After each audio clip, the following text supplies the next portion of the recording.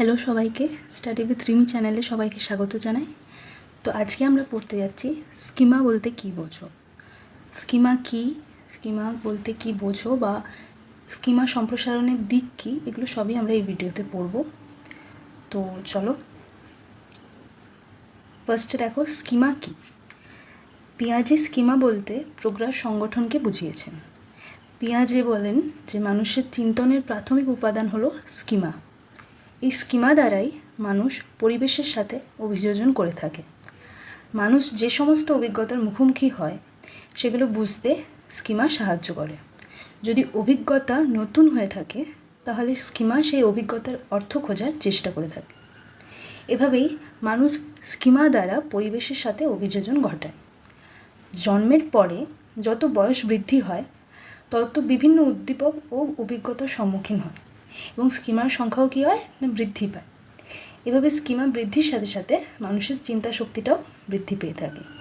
তো আমি আগের ভিডিওয়ে বলেছিলাম যে স্কিমা শব্দটা প্রথম ব্যবহার করেন আর্ট বার্টলেট 1932 সালে।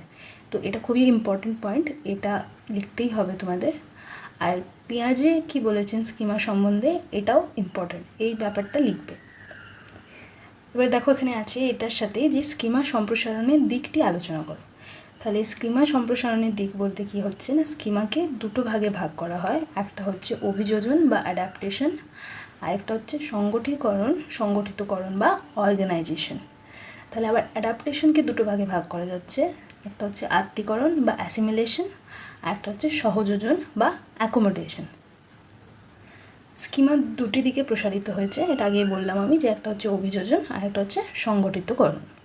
তাহলে অভিযোজন কি না, পরিবেশ উপযোগী বা পরিবেশের পরিবর্তনের সঙ্গে সঙ্গতি রেখে যে আচরণ করা হয়, পরিবেশকে পরিবর্তন করার প্রক্রিয়া, মানে ওই আচরণটার সাথে সামঞ্জস্য রেখে বা সঙ্গতি রেখে পরিবেশকে পরিবর্তন করার প্রক্রিয়াটাই হচ্ছে অভিযোজন। এই অভিযোজন দুটি ভাগে হয়ে থাকে, এক হচ্ছে আত্মীকরণ, আরেকটা হচ্ছে সহযোজন। আত্মীকরণ কি না, আত্মীকরণ হলো নতুন তথ্য, চিন্তা, ভাবনা বা ভাবের সংযোজন। আর সহযোজন হলো নতুন তথ্য, চিন্তা, ধারণা বা ভাবের প্রয়োজন মতো পরিকল্পনা, যেটা প্রয়োজন মতো পরিকল্পনা হয়। এবার দেখো স্কিমার যেটা সেকেন্ড পার্ট, সেটা হচ্ছে সংগঠিতকরণ। সংগঠিতকরণ কি না, জ্ঞানের বহু বিষয় একসঙ্গে একত্রিত হয়ে জটিল কোনো কাজ করতে সক্ষম করে তোলে, তাকে বলা হচ্ছে সংগঠিতকরণ। তাহলে আজকে আমরা এটা পড়লাম, খুব ছোট ভিডিও হলো, বাট এই কোয়েশ্চেনটা খুবই ইম্পর্টেন্ট এক্সামের জন্য। তো আশা করি তোমাদের ভিডিওটা খুবই হেল্পফুল হয়ে থাকবে। আর যদি ভিডিওটা ভালো লাগে তাহলে অবশ্যই চ্যানেলটাকে সাবস্ক্রাইব করো। Thank you.